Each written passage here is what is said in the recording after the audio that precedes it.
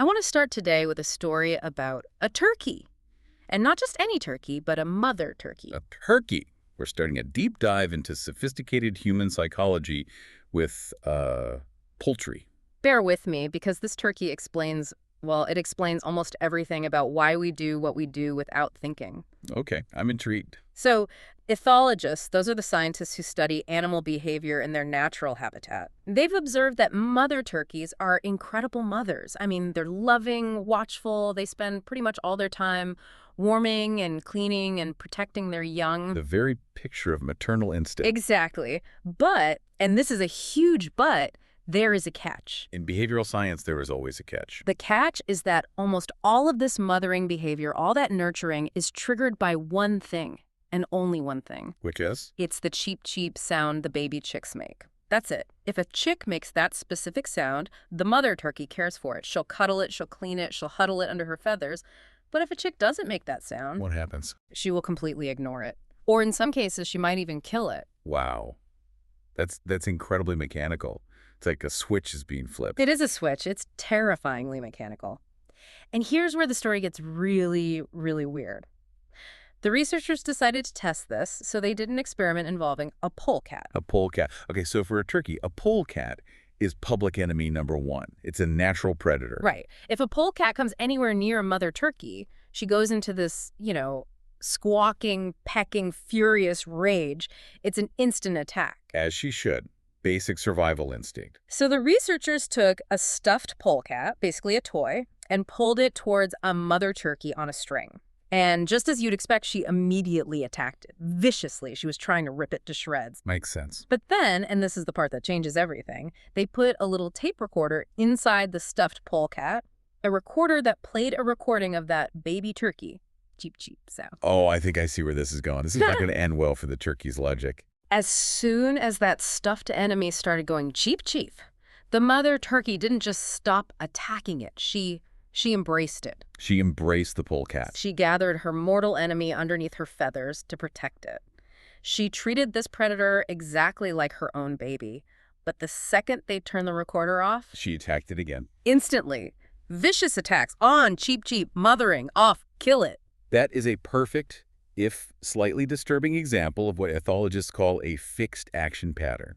It's fascinating because the turkey isn't making a decision in the way you or I would think of it. She isn't analyzing the situation. She's not looking at the stripes, the teeth, the shape of the polecat and thinking, is this a threat? No, she hears a sound and a tape starts playing in her head. Exactly.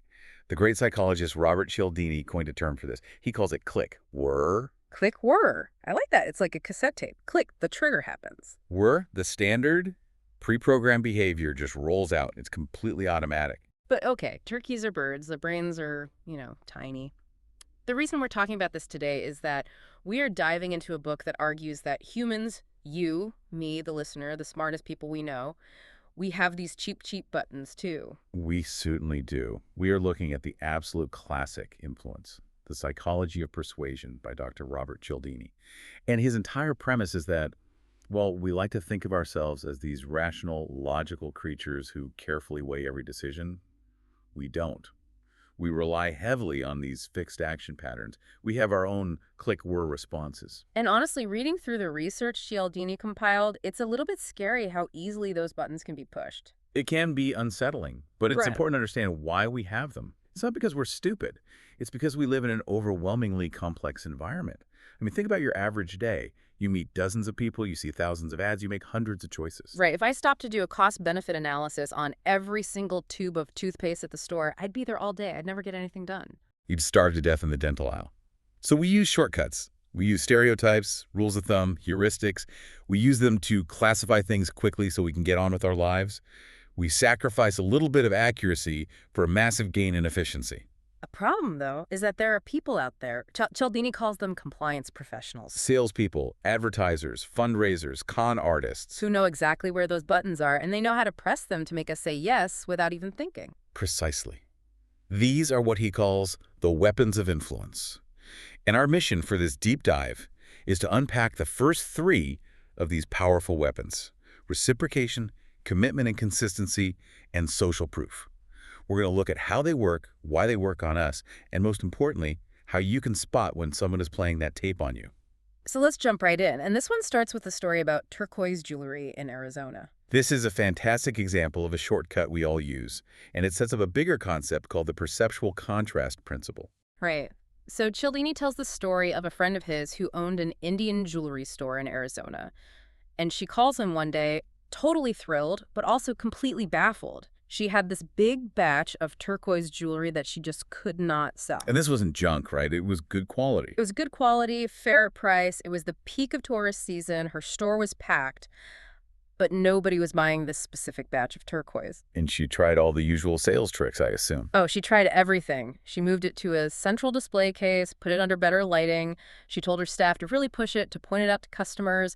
Nothing worked. It just sat there. Frustrating. So finally, she's about to leave on a buying trip, and in a moment of total frustration, she scribbles this note to her head saleswoman. She writes, "Everything in this display case, price times 1/2. Just cut her losses. Yeah, Liquidate it. exactly. She just wanted to get rid of it, even if it meant losing money.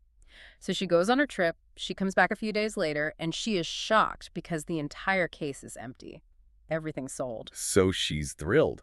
It worked. She's thrilled until she finds out what actually happened. Her employee had misread her sloppy handwriting. She didn't read times 1/2. She read times 2. Yo. She had doubled the price of every single piece. And the entire batch sold out at double the price. The entire batch. The stuff that wouldn't move at the original fair price flew off the shelves at twice that price. Why? Because those tourists were operating on a shortcut. A click. Word tape was playing in their heads. And that tape says, expensive equals good. Simple as that. Think about it. These were vacationers. They likely didn't know the first thing about turquoise. They weren't gemologists. They had no way to judge the quality by looking at the stone or the craftsmanship. So they fell back on a stereotype, a rule of thumb they'd learned over a lifetime. They used the price as the trigger feature for quality. So the high price tag became the proxy for high quality. Exactly. In their minds, if it costs a lot, it must be valuable. When the price was low, their brain whispered, cheap junk. When the price went up, their brain shouted, high-quality souvenir. They wanted good jewelry to take home as a memento, and the price tag was the only thing telling them this is good. It's amazing because you always assume people want a bargain. But here, the bargain price was actually a turnoff. And again, it's not that these people are foolish. It's that in their past experience, price usually does correlate with quality. A $200 pair of shoes is usually better made than a $20 pair. It's a rational bet to make when you don't have expertise. But in this case, it was an accidental trigger. Now, imagine if someone did that on purpose. Right. And that leads us straight into this bigger idea, the contrast principle. This isn't just about price. It's about how we perceive things in relation to what came before them. Right. There is a fundamental principle in human perception that affects how we see the difference between two things presented one after another. If the second item is even slightly different from the first, we tend to see it as more different than it actually is. The classic experiment here is the one with the buckets of water. I think I remember doing this in a high school science class. It's a great demonstration because it's so visceral. You take 3 buckets, one with hot water, one with cold water, and one with lukewarm room temperature water. And you put one hand in the hot, one in the cold. You leave them there for about a minute. Then you pull them out and plunge both hands into the lukewarm bucket at the same time. And your brain just short circuits. It's a bizarre feeling. It is. The hand that was in the cold water screams that the lukewarm water is boiling hot. And the hand that was in the hot water tells you the lukewarm water is freezing cold. Even though it's the exact same water hitting both hands at the same time. Exactly. Your perception is completely manipulated by what you experienced immediately prior. The contrast makes the lukewarm water feel extreme. So how does a salesperson use this? I mean, they aren't asking me to dip my hands in water buckets at the mall. No, but let's say you walk into a high-end clothing store. Yeah. You tell the salesperson you're looking to buy a suit and a sweater. If I'm a savvy salesperson, which one do I show you first? Well, common sense would tell me you sell the sweater first. It's cheaper. Get me to make a small purchase, and then maybe I'll feel good and go for the big one. If I spend, say, $500 on a suit, I might feel tapped out and not want to spend any more money. That's what intuition says, but the research in the sales manual say the opposite. You always sell the expensive item first. The suit. You sell the suit first. Because once you've mentally committed to spending $495 on a suit, what does a $95 sweater feel like? Ah, I see. It feels like nothing. It's peanuts by comparison. Exactly. $95 for a sweater, viewed on its own, might seem steep. You might hesitate. But after you've anchored your brain to a nearly $500 price point, the contrast makes the $95 sweater seem trivial. It's an easy add-on. If you did it the other way around, the $95 would seem like a lot of money, and then the $500 would seem like a mountain. And this applies everywhere. Car salespeople are masters of this. They negotiate the base price of the cars. Let's say it's $25,000. Once you've agreed to that huge number, then they start with the add-ons. The $200 window tinting, the $500 stereo upgrade, the $150 floor mats. And you think, well, what's another $100 on a $25,000 car? Before you know it, you've added $2,000 in options, because each one individually looked tiny compared to the big number you already agreed to. Cialdini mentions that real estate agents do this too. They have these things they call setup properties. This is devious. I learned about this when I was looking for my first house. Some agents will maintain a couple of run-down, frankly awful, overpriced houses on their list. And they don't actually intend to sell them. No, they're props. They show these dumps to prospective buyers first. So they take you to this terrible house with a leaky roof and a weird smell, and they tell you the inflated price. And you get really depressed. You start thinking, is this all I can afford? And then, bam, they take you to the house they actually want to sell you. It might just be an average house, but compared to the dump you just saw, It looks like a palace. It seems amazing. looks like a steal. It's the water bucket experiment all over again. The setup property makes the target property feel incredible by contrast. It's amazing how our brains are just not wired to judge things in absolute terms. We are constantly judging things in relative terms. And that relativity is a weapon. Okay. If you can control the context, if you can control the comparison, you can control the perception of value. Okay, that's a powerful tool. Let's unpack the next big weapon. This one is, well, it's arguably one of the most powerful forces in all of human society, the rule of reciprocation. This one is a heavy hitter. The rule itself is very, very simple. We should try to repay, in kind, what another person has provided us. If someone does us a favor, we feel a deep psychological obligation to return it. It sounds nice, doesn't it? It's just being polite. Yeah. But Cialdini's argument is that it's so much more than just good manners. It's evolutionary. It's wired into us. Anthropologists like Richard Leakey argue that this web of indebtedness is what allowed us to become human in the first place. How so? It meant that I could give you some of my food today, and I wasn't just losing it, I was investing it. I knew that you would feel obligated to give me some of your food tomorrow when my hunt failed. It allowed for sharing resources, for trade, for division of labor. It's the glue that holds society together. But because it's so deeply ingrained, we're trained from childhood not to be a moocher or an ingrate or a freeloader. It creates a massive vulnerability for us. And the key takeaway here, the really critical part, is that the rule is overpowering. It can completely overwhelm other factors that usually influence our decisions, like whether we actually like the person who's asking for something. The famous study that proves this is the Regan study, the one with the Cokes and the raffle tickets. Can you break that one down? Absolutely. So a subject is brought into a lab, supposedly to rate some paintings. They're in the room with another person, a guy named Joe, who they think is another subject. But Joe is actually a researcher's assistant. The Confederate? Right. In one scenario, during a short break, Joe leaves the room and comes back with 2 bottles of Coke. He hands one to the subject and says, I asked the experimenter if I could get a Coke, and he said it was okay, so I bought one for you too. A small, unsolicited favor. The subject didn't ask for it. Correct. In the second scenario, Joe just leaves and comes back empty-handed. No favor. After the painting rating part of the experiment is over, Joe turns to the subject and says, hey, I'm selling raffle tickets. The prize is a new car. Any chance you'd buy some? And the results were pretty dramatic, weren't they? Night and day. The subjects who had received the unsolicited Coke bought, on average, twice as many raffle tickets as those who hadn't. Okay, that makes a certain amount of sense. He did something nice for them, so they did something nice for him. But here's the kicker. The researchers had also asked the subjects to fill out a survey that measured how much they liked Joe.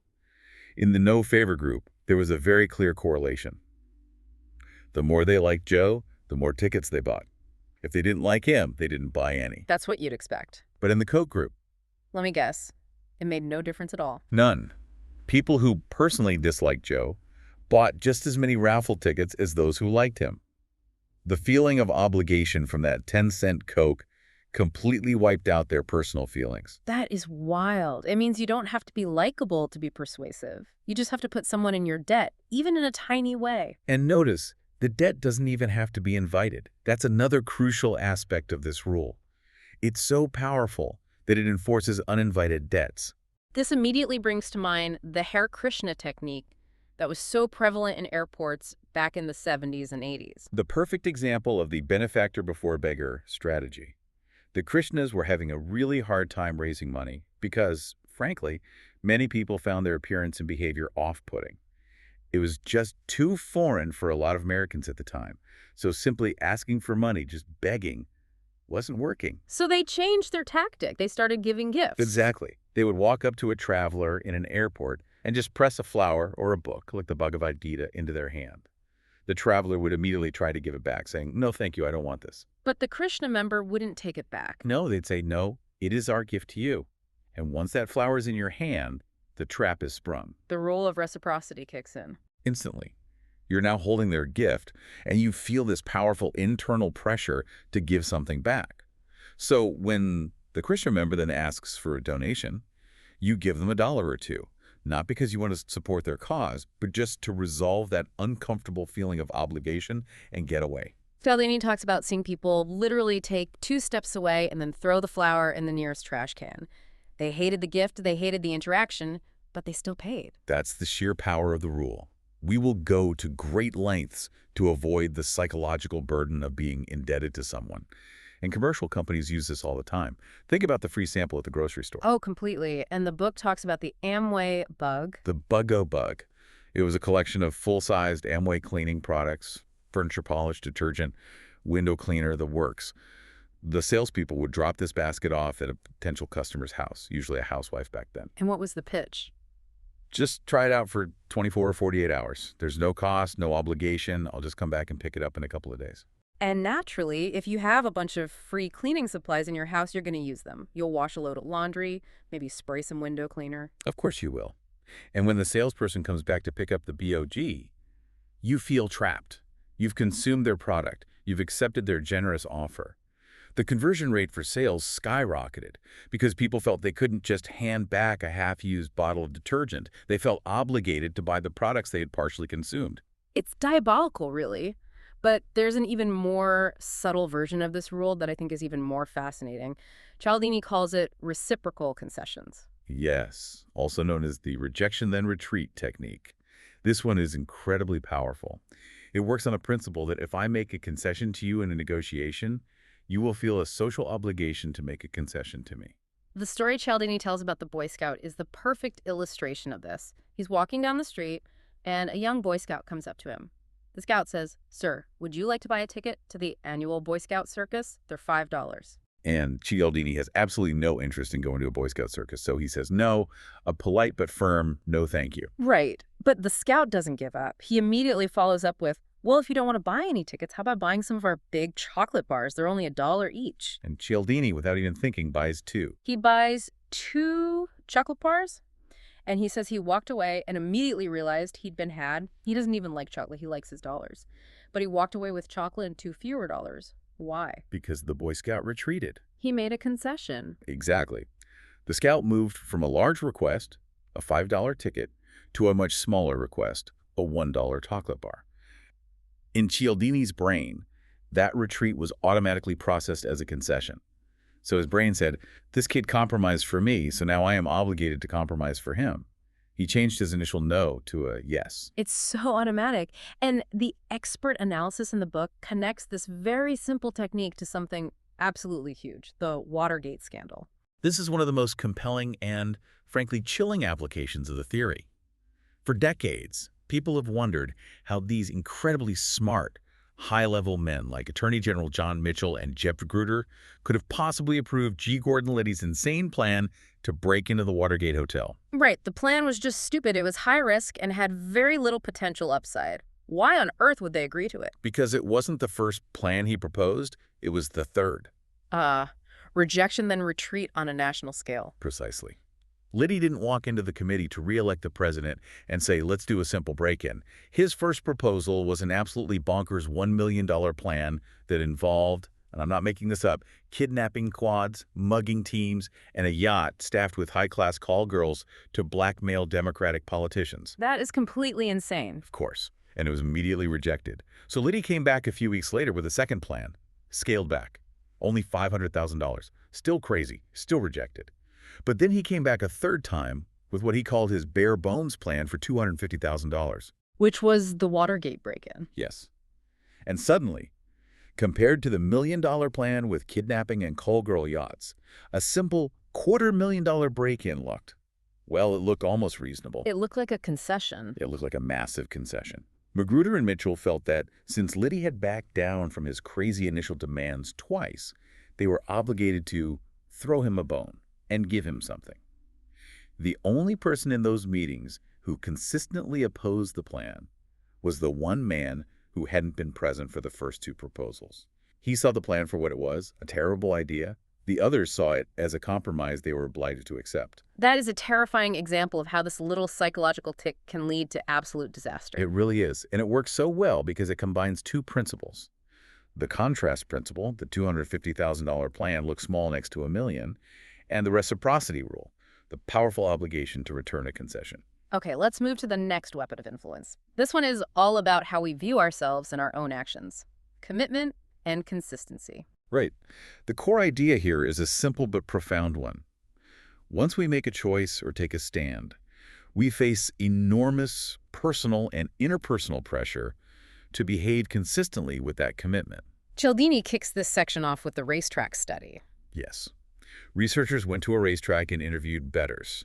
They found that people are significantly more confident in their horse's chances of winning after they've placed the bet than they were just moments before. But nothing has changed about the horse or the jockey or the track conditions. Nothing at all. The only thing that changed was the bettor. They made a choice. They made a public commitment. Once that ticket is in their hand, the deep-seated need for consistency kicks in. They have to align their beliefs with their action to feel good about what they've done. So we simply convince ourselves we made the right choice. It's almost like we have this obsession with appearing consistent, both to ourselves and to others. We do. In most cultures, inconsistency is seen as a negative personality trait. It suggests you're confused, two-faced, or mentally unstable. Consistency, on the other hand, is associated with being strong, rational, trustworthy, and stable. So we fall into this habit of automatic consistency. I did action X, therefore I must believe Y. There's a brilliant experiment that Cialdini details about a staged theft on a beach that illustrates the social pressure perfectly. The beach blanket study. So a researcher sets up a blanket a few feet away from a random person, the subject. They listen to a portable radio for a bit, then get up and wander down the beach, leaving the radio behind. A few minutes later, another researcher, posing as a thief, comes along, grabs the radio, and runs. And under normal circumstances, people don't want to get involved. It's risky. Exactly. In the control group, only 4 out of 20 people intervened. But then they reran the experiment with one tiny change. Before the owner of the radio leaves, he turns to the subject and says, "Excuse me, could you please wash my things?" He gets a verbal commitment. A small one, but a commitment nonetheless. And that one sentence changed everything. 19 out of 20 people became basically vigilantes. They physically ran after the thief, they stopped him, they demanded the radio back. Some even got into physical altercations. Just from that one little promise. They had made a promise, they had committed to the role of guardian, and the need to be consistent with that promise overrode their natural fear of confrontation. That's incredible. It shows that if you can just get someone to say yes to a role, they'll feel compelled to act it out. Now, there is a piece of this puzzle that explains my holiday shopping nightmares. The toy manufacturer strategy. Oh, this is one of the most diabolically clever and cynical applications of the consistency principle. Toy companies have a fundamental business problem. Their sales are massively cyclical. They make a fortune in December, but then sales fall off a cliff in January and February. So how do they smooth out that revenue curve? They use commitment and consistency. Before Christmas, they will heavily advertise one specific must-have toy. Let's call it RoboDog 3000. They saturate the airwaves with ads. And the kids see it, go absolutely crazy for it, and then they extract a promise from their parents. You have to get me RoboDog for Christmas. You promised. So now the parent is committed. But then the toy company deliberately undersupplies the stores with RoboDog. The parents go to buy it in the weeks before Christmas, but it's sold out everywhere. but they can't come home empty-handed. So they buy a bunch of other toys to make up for it. Exactly. They buy other toys of equal or greater value to fill the space under the tree. The toy company makes their huge profit for December. But that parent still has that one unfulfilled promise hanging over their head. And I see exactly where this is going. In late January, when sales are dead, the company starts running all the RoboDog 3000 ads again. The kid sees it and immediately says, "You promised. You promised me, RoboDog." Yeah. And the parent, needing to be consistent with their word, has to trudge back to the store. And now, of course, the shelves are fully stocked. So the company gets the big December sale and a second big sale in January. All by brilliantly leveraging the parent's powerful psychological need to be consistent with a promise they made to their child. Which brings us to the foot in the door technique. This is the one that really feels scary to me because it's so subtle. It should be. The core idea is to start with a very small, easy-to-accept request. A request someone will almost certainly say yes to. That small yes gets your foot in the door, making it much more likely they'll comply with a much larger related request later. The Drive Carefully study in California is the classic example of this. Yes. Researchers, posing as volunteers, went door to door in a neighborhood, asking homeowners if they would be willing to put a massive, poorly lettered, frankly ugly billboard on their front lawn that said, "Drive carefully." I would absolutely say no to that. It would ruin my property value. And most people did. In the control group, 83% refused, only 17% agreed.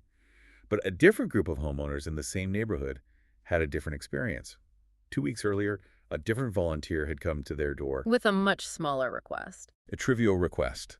They asked if the homeowner would be willing to display a tiny 3-inch square sign in their window that said, "Be a safe driver."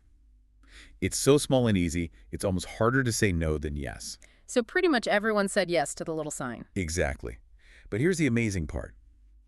2 weeks later, when the original volunteer came back and asked that group to put up the massive, ugly billboard, 76% of them said yes. That is a staggering jump, from 17% to 76%, all because of a tiny little sign 2 weeks before. It wasn't just the sign, it was what agreeing to the sign did to their self-image.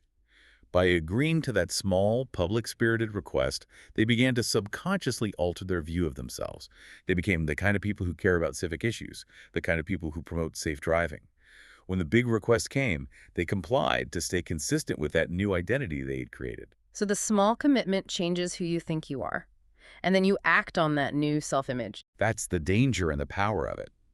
Cialdini warns us to be incredibly careful about agreeing to even trivial-seeming requests, especially petitions or small displays, because they can influence our self-image in ways we don't expect. And then there's the even more manipulative version of this, the lowball tactic, which is famous in car sales. This is where consistency works against us, even when the original reason for our decision is taken away. It's a nasty trick. So how does it work? So a car dealer offers you an amazing price on a car, let's say $400 below any competitor. It's an unbeatable deal. You get excited. You decide to buy. You shake hands. The salesperson has you fill out all the paperwork. They have you arrange financing. They might even let you take the car home overnight to show the family. So you're building up all these reasons why you want the car.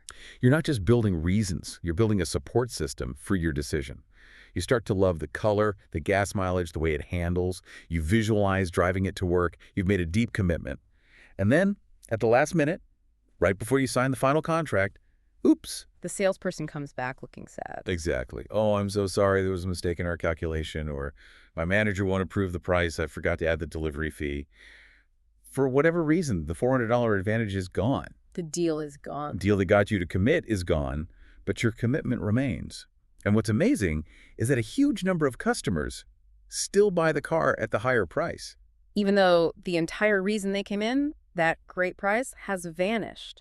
Because they have built all those other legs of support for their decision. Well, I already filled out all the paperwork. I really do like the color. I need a car today anyway.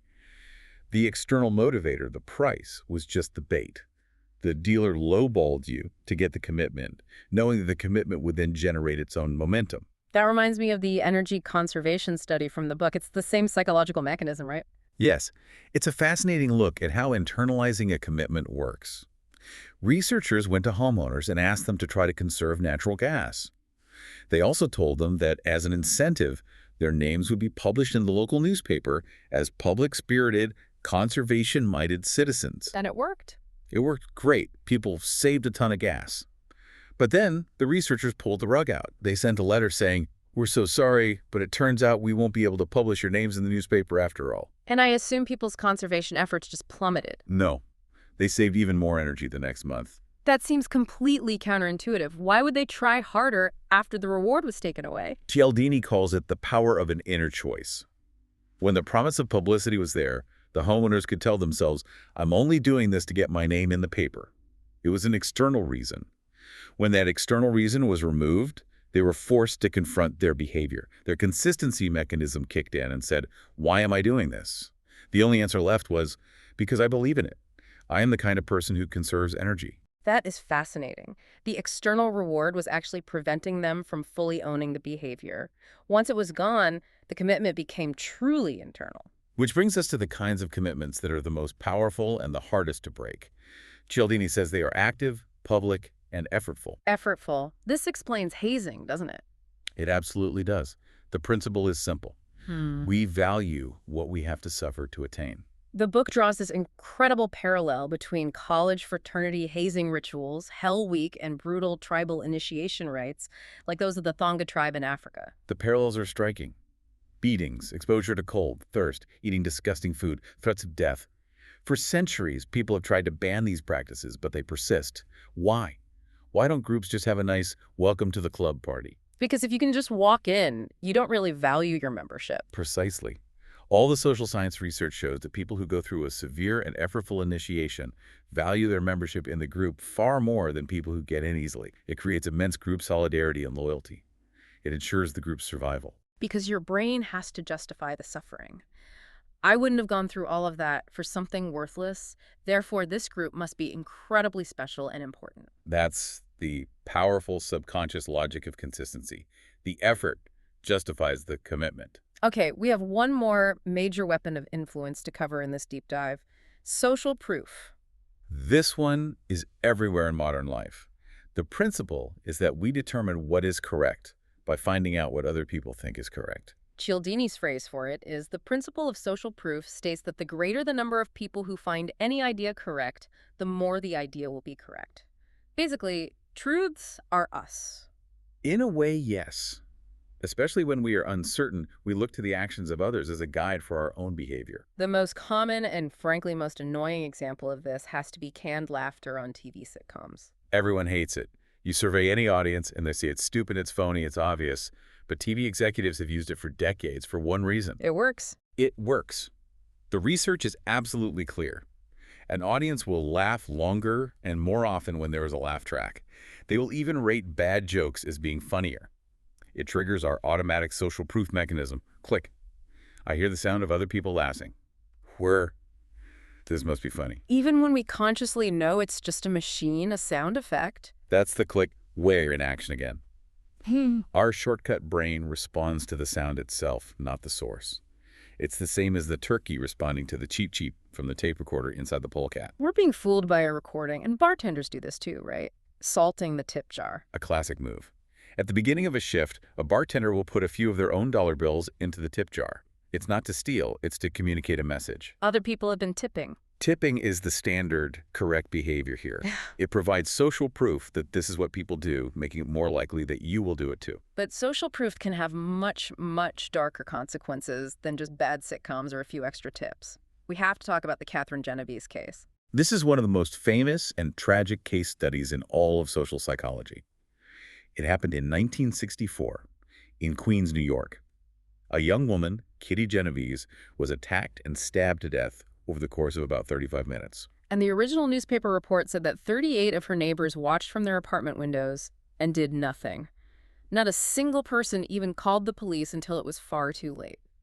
And at the time, the media and the public had a simple explanation: apathy. They said that life in big cities had made people cold, callous, and uncaring. But two psychologists, Latani and Darley, didn't buy that explanation. They had a different, more disturbing theory. They blamed a psychological phenomenon called pluralistic ignorance. Can you unpack that for us? What is pluralistic ignorance? Okay, so you're in an ambiguous situation. You look out your window late at night, and you see a man and a woman struggling. You hear a scream. Is it a murder in progress? Or is it just a loud lover's quarrel? You aren't sure. So what's the first thing you do? I look at the other windows to see if anyone else is looking, to see how other people are reacting. Exactly. And they're all looking at their windows, looking at you. And because we all want to appear calm and collected in public, nobody's panicking. Everyone is just looking, trying to figure it out. So what message does everyone receive from the group? That since nobody else is freaking out, it must not be a real emergency. Precisely. The group of bystanders, through their inaction, signals to itself that nothing is wrong. That is pluralistic ignorance. The research that followed this case is shocking. You are actually safer if only one bystander witnesses your emergency than if a large crowd sees it. Because the one person knows the responsibility is 100% on them. Yes. In a crowd, responsibility is diffused. Everyone thinks someone else will call 911. Someone else must have already helped. That is terrifying. So based on this, Cialdini gives some very specific advice on how to save your own life if you're having a heart attack or a stroke in a crowd. And this is advice that everyone listening should memorize. It could literally save your life. Do not just clutch your chest and yell, "Help!" Uncertainty is your enemy. People might think you're drunk or joking or having a fight. So what do? You need to eliminate the pluralistic ignorance. You isolate one person from the crowd. You point directly at them. You, sir, in the blue jacket. You call them out specifically. And then you give them a specific command. I need help. Call an ambulance. So you strip away all the uncertainty. You do two things. Right. You make it clear that it is an emergency, and you assign personal responsibility. Mm. You in the blue jacket. Now he knows. One, this is real, and two, he is the one who must act. The spell of social proof is broken for him. That is just incredibly powerful, practical advice. Before we wrap up, there is one last story about social proof that just completely blew my mind. The story of the Doomsday Cult. The Chicago cult, studied by Leon Festinger. This is the ultimate example of social proof battling against cold, hard, physical reality. So this was a group that believed a prophecy. They were told that a great flood was coming that would destroy the world on a specific date at midnight. But they, the true believers, would be rescued by a spaceship from another planet. And they went all in, they quit their jobs, they gave away their money and possessions, they cut all ties with non-believing family and friends. A massive, massive level of commitment. They're very secretive. They didn't want any press or any new members. So the night of the prophecy comes, they're all gathered together, midnight comes and goes. No spaceship, no flood. The prophecy failed. Utterly. Utterly. Physical reality slapped them in the face with undeniable proof that their core belief was wrong. Now, you would think the logical next step would be for the group to disband, right? Go home in shame. But they didn't do that. No. They sat in stunned silence for a few hours. And then they did the exact opposite. They started urgently calling newspapers. They went out of the street corners to try and convert people. They became frantic evangelists. Why? Why on earth would you try to recruit people to a prophecy that you know has just failed? Because since the physical proof had crumbled, the only way they could continue to believe was to manufacture social proof. If I can convince other people to believe this, then it must be true after all. Exactly. The psychological pressure was unbearable. The thought was, if we can convince others, then we will be convinced. They desperately needed the crowd to validate their delusion because the facts wouldn't support it anymore. It shows that when people are deeply uncertain, they look to others. And if they are desperate enough, they will try to create the others they need to look to. That is a profound and slightly disturbing insight into human nature. So to recap, we've covered reciprocation, commitment and consistency, and social proof. These are the powerful weapons. And it's crucial to remember they aren't inherently evil. There are shortcuts, and most of the time they serve us well. We need them to function in a complex world. We need to be able to trust that, expensive usually means good, or that if everyone is running away from something, I should probably run too. But we have to stay alert for the fakes, for the people who exploit these shortcuts. Correct. The only real defense is awareness. So let's end with that. How do we defend ourselves? Cialdini gives some specific cues for each one. For reciprocation, the defense is to mentally redefine the situation. If someone gives you a gift that you recognize is actually a sales device, like the Amway Bayou G or the Hare Krishna flower, you define it in your head as a trick, not a genuine favor. And the rule says that favors should be met with favors, but tricks don't have to be. Exactly. You are then free to take their gift and give nothing back without any psychological guilt because they were the one who tried to exploit the rule in the first place. Okay, what about consistency? How do you stop that runaway train? He says there are two signals. The first is what he calls the stomach sign. It's that sinking feeling in the pit of your stomach when you realize you're being trapped into doing something you don't really want to do just because of something you said or did earlier. Like when the car dealer comes back and changes the price on you. Listen to that feeling. It's your subconscious screaming at you. And he says you should just call them on it. Say, I know what you're doing, and I refuse to be foolishly consistent just for the sake of it. The second signal is the heart of hearts. This is for those deeper questions of self-image. You ask yourself, knowing what I know now, if I could go back in time, would I make this same choice again? And if the answer is no, you need to get out. Don't stick with a bad decision just to be consistent. And finally, for social proof, the defense is to recognize when the data is being faked. If you hear a laugh track, consciously disconnect from it. If you see a salted tip jar, ignore it. And most importantly, if you are in a crowd during an emergency and you see an action, do not assume everything is fine. Recognize that the other people are probably just as confused as you are. Be the first to act. It's really about learning when to turn off the autopilot, especially when the flight gets a little bumpy. That is a perfect way to put it. We can cruise on those shortcuts 99% of the time. But when the compliance professionals show up, we need to be ready to grab the controls. So here's a final thought for you to chew on. We talked about how we look to others to define our behavior.